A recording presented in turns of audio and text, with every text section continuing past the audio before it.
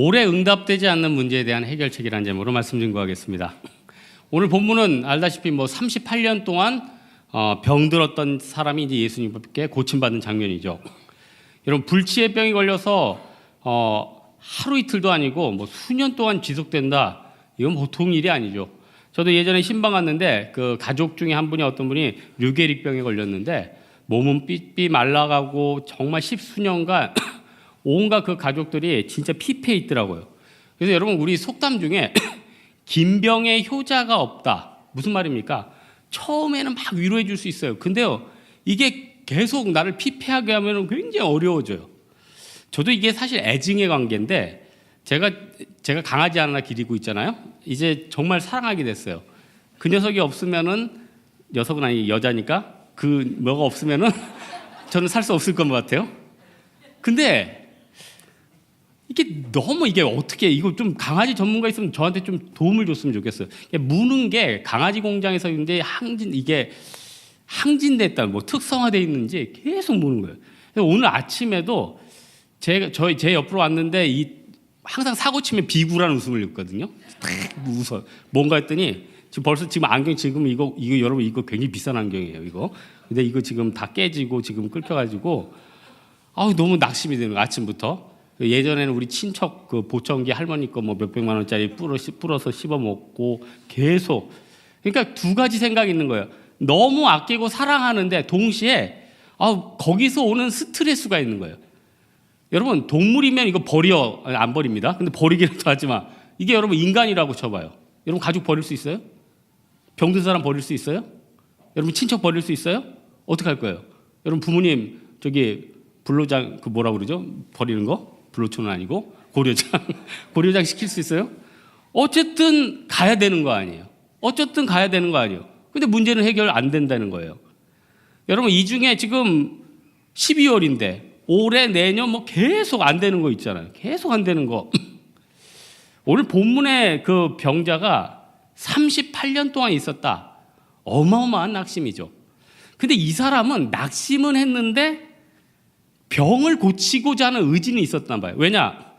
사도행전의 안진뱅이는 미문에서 구걸하는 게 목적이었어요. 이 사람은 병 고침이 목적이 아니라 먹고 사는 거예요.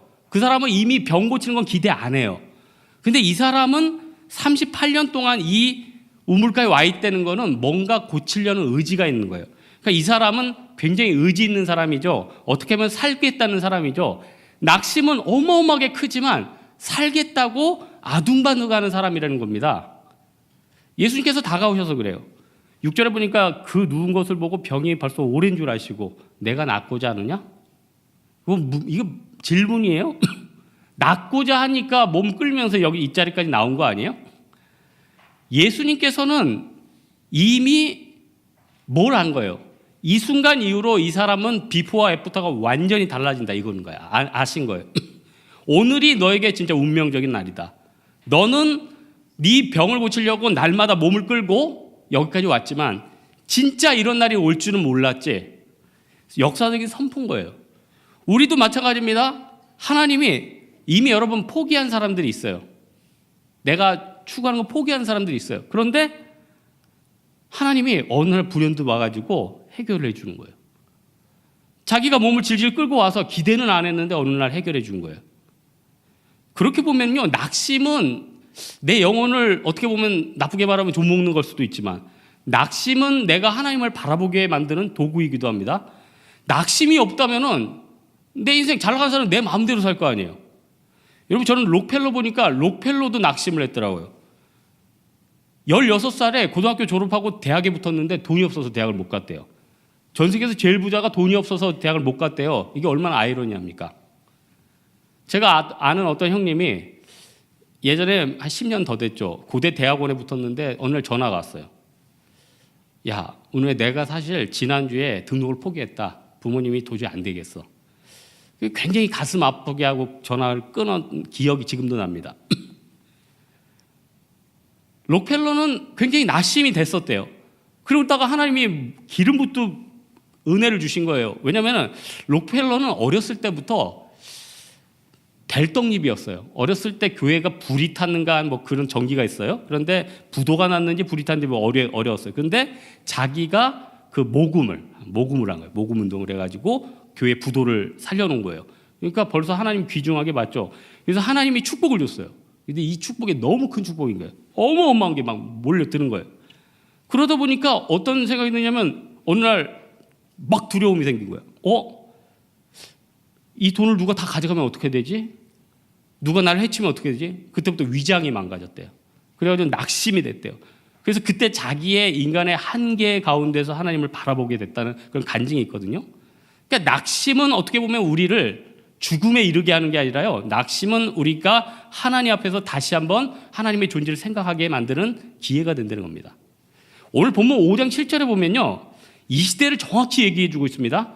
병자가 대답하되 주여 물이 동할 때에 나를 못에 넣어줄 사람이 없어 내가 가는 동안에 다른 사람이 먼저 내려가나이다. 이거 딱 우리 삶 아니에요? 내가 장사를 하려고 니아까를 끌고 나왔더니 옆에 아저씨들이 벌써 다 매점해가지고 다 팔아버리더라. 이번에 블랙 프라이데이인데 우리 발음이 블랙 프라이데이인데 내가 백화점에서 싸게 살려고 그랬는데 옆 사람이 옆차기 해가지고 난 맞고 쓰러진 동안 TV를 들고 갔더라. 여러분 사회가 그렇지 않아요? 내가 무슨 교무 뭐에 진급을 하려고 그랬는데 그 사람이 뒤에서 싸바싸바 해가지고 먼저 들어갔더라. 내가 뭐 이렇게 하려고 그랬는데 저 사람이 먼저 샀더라. 내가 했는데 다 이거 아니에요? 내가 하려고 그랬는데 세상은 너무 경쟁이 치열한 거예요. 세상을 바라보니까 낙심이 돼가지고 견딜 수가 없네요. 그런데 중요한 게 뭐냐면요. 이렇게 낙심이 되면은 하나님의 존재를 우리 성도들은 깨달아요. 그게 복이죠. 그 다음에는요. 우리가 예수 안 믿는 사람과 달리 뭐가 있습니까? 믿음이 있잖아요. 이 믿음의 자리만 떠나지 않으면은 주님이 어떻게든 살려주거든요. 근데 많은 사람들이 믿음의 자리를 떠나요. 하나님 앞에 실망했다는 거죠. 제가 어떤 주석 보니까 좀 오늘 본문에 특이한 해석이 하나 있었어요. 38년 된 병자가 굉장히 강팍한 사람이라고 그래요. 왜 그러냐? 11절에 유대인들이 너 이거 안식일에 이거 돗자리 들고 어디가? 이렇게 추궁을 하니까 이거 나를 고친 사람이 들고 가라고 그랬는데요. 아니 자기 병을 고쳐줬으면 그 사람을 커버해도 부족한 판에 저 사람 때문에 내가 지금 이 안식일 날 죄졌습니다. 책임 전가하는 거 아니에요? 그래서 어떤 주석에 보니까 이 사람은 38년 동안 병자로 있으면서 마음이 굉장히 병들었다고 그래요. 굉장히 병들었다. 제가 어떤 형제한테 들었어요. 어떤 자매가 그 형제를 굉장히 좋아했는데 그 자매는 늘 이런 생각을 했어요.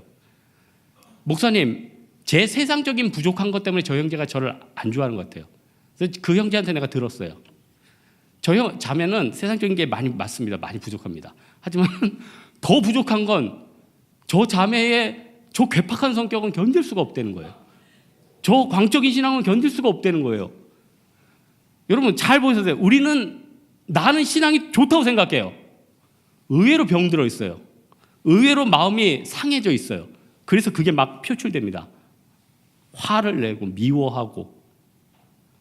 38년 된 병자에게 예수님이 다가왔을 때 속으로는 이건 성경이 안 나오는데 속으로는 예수님한테 비웃을 수 있어요. 예수님이 내가 낫고자 하느냐? 당연히 낫고자 하지. 그리고 너 몇 살이야는 얘기 안 했겠죠. 당신 몇 살이야? 32세? 나 당신이 태어나기 전부터 이 병 알았어. 당신은 50도 안 된 사람이 나에게 인생에 대해서 논해? 나의 고통에 대해서 알아? 여러분 우리도 그럴 수 있잖아요. 낙심이 오래되니까 모든 걸 부정적으로 하는 거예요. 이스라엘 백성들이 38년간 광야 생활을 했죠. 40년이라고 치는데 신명기 2장 14절 보면은 이 38년 동안의 병자의 병은 어떻게 보면 이스라엘 백성들의 38년의 광야에 유리하는 생활과도 비유해도 돼요. 이스라엘 백성들이 왜 가나안 땅에 못 들어갔습니까? 마음이 병들어서 떠났잖아요. 마음 떠나가지고 하나님 저버리고 우상숭배해서 망했고 가나안 땅 들어갈 수 있는데 믿음 저버려서 못 들어간다고 했으니까 결국은 무너진 거 아니에요. 그냥 망한 거 아닙니다. 자리를 떠난 거예요. 어떤 분은 이런 얘기해요. 목사님, 제가 주일에는 안 가지만 목사님 저는 늘 마음이 교회에 있어요. 그 떠난 겁니다. 몸 변명 그거 떠났어요. 그거 어떤 사람 그래 헬스장 등록하고 마음은 늘 거기 있대. 안 했으면 떠난 거예요. 올해 운동 안 한 거예요. 목사님 올해는 늘 다이어트 생각하고 있습니다. 먹은 거예요. 살찐 거예요. 올해도 실패한 거예요. 이걸 정확히 이게 팩트입니다. 안 한 거라니까요. 안 한 거라니까요. 그래서 어떻게 됐든 믿음의 자리는 우리는 떠나서는 안 된다는 겁니다. 누가복음 17장에 보면은 10명의 문둥병자가 있는데 예수님이 딱 고쳐줘요. 9명이 신났다 하면서 이제 갔죠. 이제 새로운 인생 아니에요. 한 명이 돌아왔어요. 근데 그 한 명이 사마리아 문둥병자예요. 근데 잘 보세요. 사마리아는 평생 차별받던 곳이에요. 차별받던 사람이 감사를 고백을 하고 왔다. 예수님께서 칭찬하시죠? 이 사람은 몸의 병이 고쳐진 동시에 마음의 병이 고쳐진 거예요. 사마리아인으로서 문둥병자로서 같이 동시에 받던 스트레스가 예수님 앞에 그 자리에 계속 지킴으로 말미암아 육체적인 병도 고쳐지고 정신적인 병도 고쳐지는 거예요. 우리 너무나도 많은 사람들은요, 하나님이 만나와 메추라기를 주고 가만히 있어도 먹고 살 수 있다는데 먹고 살 수 없대요. 난 굶어 죽는데요. 세계화 시대 때 나는 이제 끝났대요. 난 쫓겨난대요. 누가 그래요? 하나님이 주신다는데. 이미 38년 동안 그 광야에 있던 백성들이 원망하고 떠나고 부인하다가 망했어요. 그런데 끝까지 버틴 사람들은 가나안 땅 들어갔잖아요. 여호수아 갈렙 아니에요? 저는 지금도 진짜 신방갔을 때 중년의 그 남성분의 이야기 잊혀지지 않아요. 자기가 결혼하고 80년대 후반에 17평짜리 주공 아파트를 대출받아서 입주를 했대요. 그 다음에 정말 우리 가족 한번 잘 일으켜보자고 열심히 일을 했대요. 열심히 일을 했대요. 그래서 20평도 가고 30평 가고 40평까지 갔는데 자기 옛날에 20년 전에 그 17평 살던 데가 재건축이 돼서 더 비싸대요. 그래서 이럴 바에는 이사를 안 하고 먹을 걸 많이 먹고 교회 생활을 열심히 했을 걸. 그동안 대출 때문에 시달리고 가족들 교회 잘 못 가고 해외도 잘 못 가고 결국은 그 옆에 보니까 화병만 더 생기더래요. 자기는 데보다 더 세거라. 이게 우리의 모습 아닙니까? 열심히 했는데 원점이에요. 열심히 했는데 원점이에요. 오늘 문제 해결된 것은 강팍한 사람이지만 그 자리에 있었기 때문에 아니에요. 38년 동안이나 계속 그 자리를 지킬 수 있었던 그 은혜의 자리에 나오는 끈기. 그러니 우리 여러분 생각해 보세요. 특세 때마다 늘 되지도 않더라. 늘 굴하더라. 이런 부정적인 생각 가지면은 그 사람은 예수님 못 만나는 거예요. 예수님 나타나는 게 딱 3년 아니에요. 그때 공생애 때 딱 만나가지고 해결을 해야지. 우리 아모스서의 5장 4절 6절 보면 너희는 나를 찾으라 그리하면 살리라. 너희는 여호와를 찾으라 그리하면 살리라. 신앙생활은요 누가 대신해 주는 게 아닙니다. 체험도 대신하는 게 아니에요. 내 복을 남에게 그냥 있으면 넘겨주는 겁니다. 에서랑 똑같아요. 야곱에게 권리 빼앗겨 버리는 겁니다. 낙심이 돼도 마음의 병이 병들어도 믿음의 자리 지키면 된다는 거예요. 그렇다면 마지막으로 예수님께서 결국 이 얘기 해결을 해주셨는데 결국 어떤 해결이냐면 정말 생각지 못한 은혜의 해결이죠. 이 주석이 맞다면은 이 강팍한 사람 징계받고 나중에 예수님한테 혼났어야 돼요. 진짜 나중에 혼나요. 다시는 죄를 범치 말라. 이거 예수님이 해요. 너 내가 고쳐줬는데 너 뭐야? 너 밥 한 끼 없더라? 거기다 유대인들한테 일렀지? 너? 예수님 그 다시는 죄를 범치 말라는 그 구절에요. 굉장히 많은 뜻이 응축되어 있어요. 이 은혜도 모르는 놈.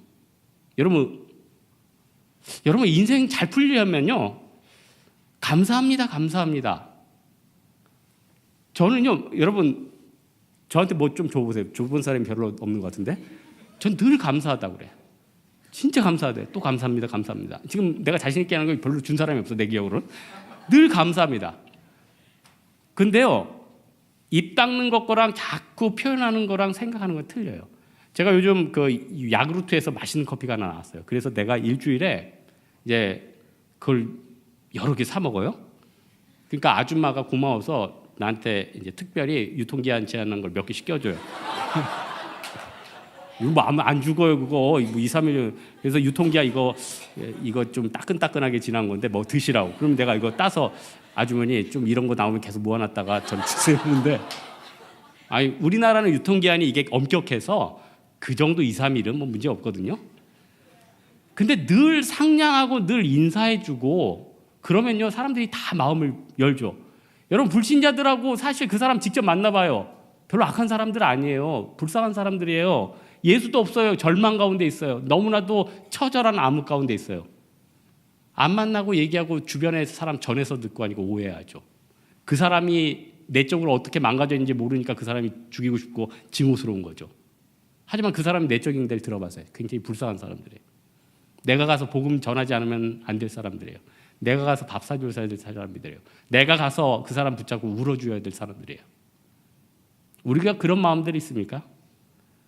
예수님께서는요 왜 그 많은 사람들 중에 이 강팍한 38년 된 사람들에게 왔을까? 더 아픈 사람들이 있었을 거 아니에요. 더 착한 사람들이 있었을 거 아니에요. 이거를요 칼빈은요 저항할 수 없는 은혜래요. 여러분이 왜 이 자리에 왔습니까? 저항할 수 없는 은혜예요.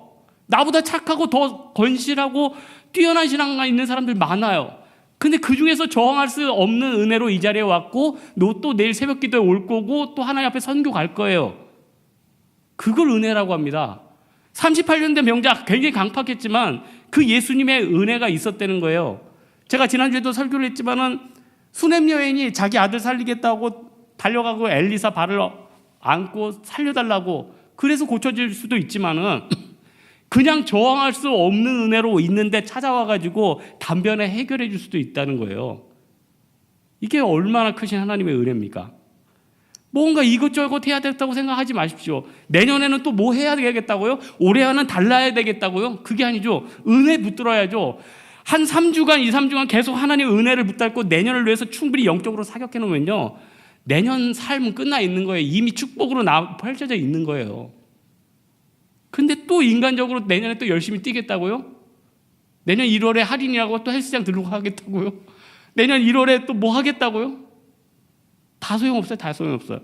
하나님의 은혜 아니면 되지 않는다는 것입니다. 중요한 게 뭡니까? 최소한 은혜 받으려면 손이라도 벌리고 있어야죠. 손이라도. 하나님을 향해서 손이라도 벌리고 있어야죠. 이거를 또 안 벌리고 뭘 하겠다는 거예요. 이것도 아니에요. 38년 된 명제가 강박하지만 그 자리에서 기어서 와가지고 손이라도 벌리고 있었으니까 예수님께서 오셔가지고 고쳐준 거 아니에요?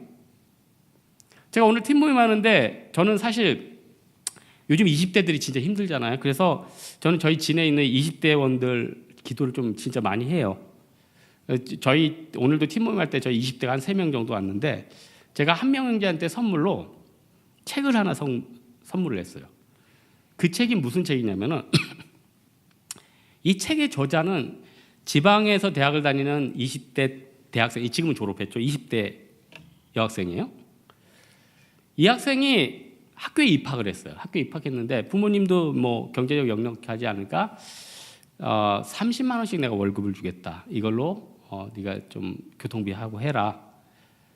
근데 얘가 어린데 머리가 튀인 거예요. 자기 선배들을 보니까 자기처럼 한 3, 40만 원 이렇게 용돈을 받고 지내다가 결국 졸업할 때쯤 되면 학자금 대출에 헉헉대고 4년 내내 어렵고. 근데 뭐 이건 뻔하고 그래서 결심을 했대요. 내가 이 받는 30만 원으로 이 안에서 우주를 발견할 수는 없는 것일까? 그래서 그때부터 가계부를 썼대요. 대부분요 30만 원, 40만 원 받으면 무슨 가계부를 써요? 뭐 핸드폰 요금 내면 끝인데 커피 2잔 마시면 끝인데 근데 얘가 이거를 쓰다가 우주를 발견한 거예요. 첫째, 돈 쓰는 습관은요 그 사람의 삶의 형태예요. 삶이 어쩌든지 그 돈 쓰는 거나 그 규모가 그 사람 형태인데 자기가 규모가 있게 변하는 거예요. 돈이 몇만 원 모이는 게 문제가 아니라 자기 삶이 규모가 있는 잡혔더라고요. 그리고요 예전에는 뭐 10,000원 더 있으나 10,000원 없으나 아무것도 아니까 술 한잔하고 얘는 교회 안 되는 애는 거야. 술 한잔하고 택시 타고 집에 갔는데 이제는 할증 붙는 택시 안 타야겠다니까 일찍 들어가는 거예요. 그러니까 술도 잘 안 먹게 되고 지각해서 벌금 안 내게 되고 택시 할증 안 타게 되고 그러다 보니까 삶이 정리가 되는 거예요. 그리고 또 하나 자기가 뭐 이렇게 해가지고 어느 엑스 보니까 여행을 한번 갔다 오는데 그 여행이 너무 달콤하더라는 거죠. 너무 행복한 거겠죠. 그리고 나서 얘가 졸업하고 4년 동안 친구들은 똑같이 30만 원 받는데 친구들은 대출이 있는데 얘는 천몇백만 원인가 모인 거예요. 근데 세상적으로 돈 많이 버는 사람한테 아무것도 아니라고 할 수도 있어도 얘한테는 어마어마한 우주고 크기고 삶이 정비가 됐고 또 이게 막 블로그로 퍼져가지고 책도 엄청 팔려가지고 지금 잘 나가고 있더라고요. 중요한 게 뭡니까? 내가 없다고 내가 용량이 크지 않다고 그 낭망하기보다는 최소한 은혜의 발버둥만은 있어야 될 거 아니에요. 은혜는요 우리 하나님이 주시는 놀라운 은혜입니다. 하나님이 주시는 축복이에요. 이거 저버리면 우리가 진짜 기독교에서 안 꼽는 찐빵이죠. 여러분 우리 다른 것보다도 예수님께서 5장 8절 9절에 이제 내 자리를 들고 걸어가라. 뭐 여러 가지겠지만은 네가 누웠던 곳 놔두면 사람들이 신성시할 거고 또 그거 보면 사람들이 나 신성시할 거고 그러니까 가져가고 또 하나 안식일에는 원래 짐 안 들면 안 되는데 들고 가서 안식일에 참된 주인이 뭐고 그 뜻이 무엇인지 깨달아라. 예수님의 깊은 메시지가 있는 거 아니에요? 근데 진짜 안타까운 건 뭐냐면은 예수님이 그 큰 은혜를 주셨는데 요한복음 4장의 사마리아 여인은 질깍 물동이를 던지고 나가서 내가 만난 이 사람이 메시아 아닌가 전했는데 이 사람은요 그 뒤에 별로 말이 없어요. 한번 일르기나 하지. 안타까운 거 아니에요? 그때 예수님이 마지막으로 그러죠. 다시는 죄를 범치 말라. 과거 원망의 죄 그리고 미움의 죄. 여러분 오늘 말씀의 결론 맺겠습니다. 우리가 한 해를 지나면서 지금 감사가 넘칩니까? 아니면 원망과 안 되는 것 때문에 묵상하고 있습니까? 우리 인간의 낙심은 참으로 크죠. 38년 된 병자처럼 너무나도 커요. 그러나 그 낙심의 끝에서 우리가 예수님 만나고 최소한의 아모스 말씀처럼 너희가 나를 찾으면 살리라. 은혜의 작은 손만 들어도 우리 예수님의 준비된 사랑과 또 내년에 준비된 삶과 축복이 우리에게 준비되어 있다는 것입니다.